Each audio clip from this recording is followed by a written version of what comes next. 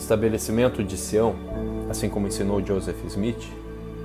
é uma causa que interessou o povo de Deus em todas as épocas. Um tema que ele discorreu por inúmeras vezes entre os élderes e sumos sacerdotes de seus dias, e que todo santo dos últimos dias que viveu no século XIX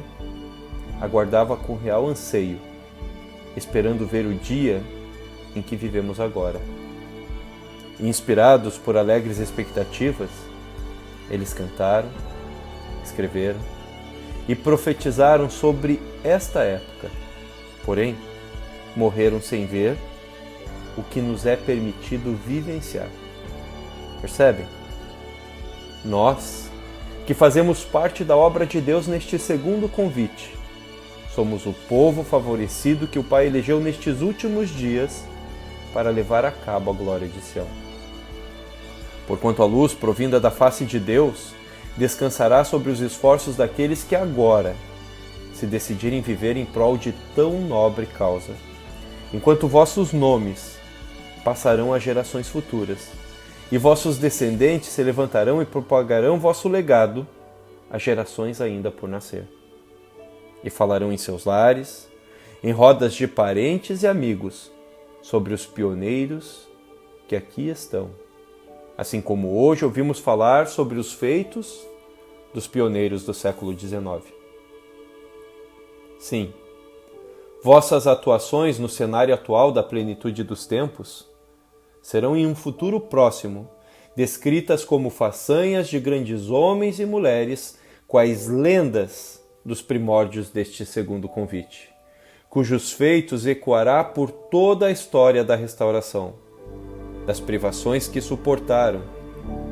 do zelo incansável que manifestaram, das quase invencíveis dificuldades que tiveram que combater, mas que por fim lançaram os fundamentos de uma obra sem precedentes, que há de produzir a glória e as bênçãos que as futuras gerações de santos dos últimos dias hão de desfrutar, na qual seus filhos e os filhos de seus filhos os considerarão com júbilo em seus registros sagrados. Sim, irmãos e irmãs, a causa de Deus é uma causa comum entre os membros batizados e confirmados na Igreja neste segundo convite, e que se fazem presentes no sacramento do Senhor, os quais devem estar igualmente interessados em promover, através de seus dízimos e ofertas, ou através dos convênios que fizeram com a Ordem Unida, para promover o progresso da causa de Deus e a construção de Sião. Desde que se lançou o fundamento deste segundo convite, jamais havíamos visto nas igrejas da restauração maior disposição de cumprir estes requisitos do grande Jeová, no que concerne à lei da consagração. Assim como vemos agora, em um povo mais fervoroso em fazer a vontade de Deus e ativo em seus esforços do que nunca antes em toda a história da restauração. Parece que o espírito de fé, esperança, caridade e amor, com os olhos fitos na glória de Deus, desceu simultaneamente sobre todos. E tanto os irmãos quanto as irmãs uniram-se com uma liberdade sem precedentes para levar a cabo esta grande obra dos últimos dias. Nesta ocasião, eu desejo expressar a todos, ao velho assim como ao jovem, aos que são da igreja como aos que não são, mas que contribuem de alguma forma para a edificação de Sião, o meu mais sincero agradecimento ao ver inigualável presteza e obediência à lei do dízimo, que tão oportunamente promove nas atuais circunstâncias em que o mundo se encontra, o crescimento ininterrupto da obra de Deus neste segundo convite. Atos dos Três Nefitas 11:8 diz que os homens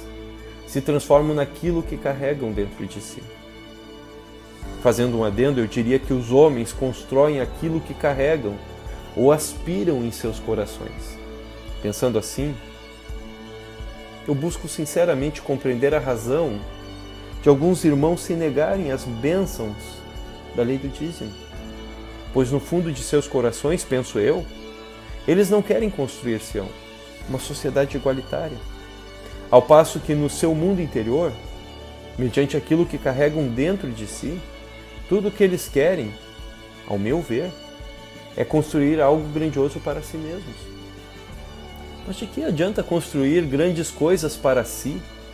se as mesmas não estiverem edificadas sobre a rocha? Só quando vierem as chuvas e os vendavais financeiros que se abaterão sobre todas as nações da terra,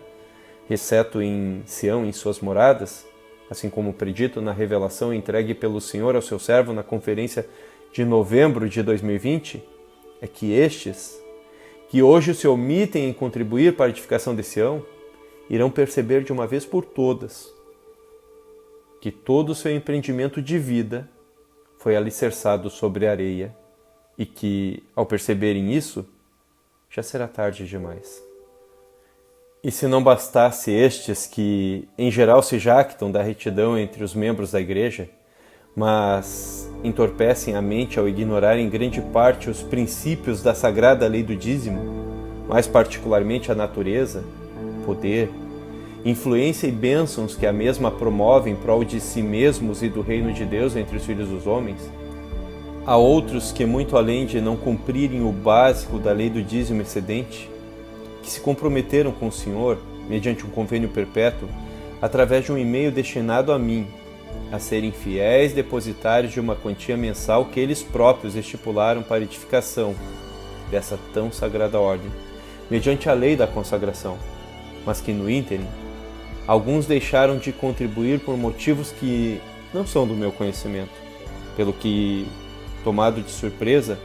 sou levado a pensar que suas mentes, por menosprezarem tal convênio sagrado, possam estar envoltas na mais densa ganância que existe nos meandros da igreja, ou ao mero impulso de ostentação pessoal, que, por fim,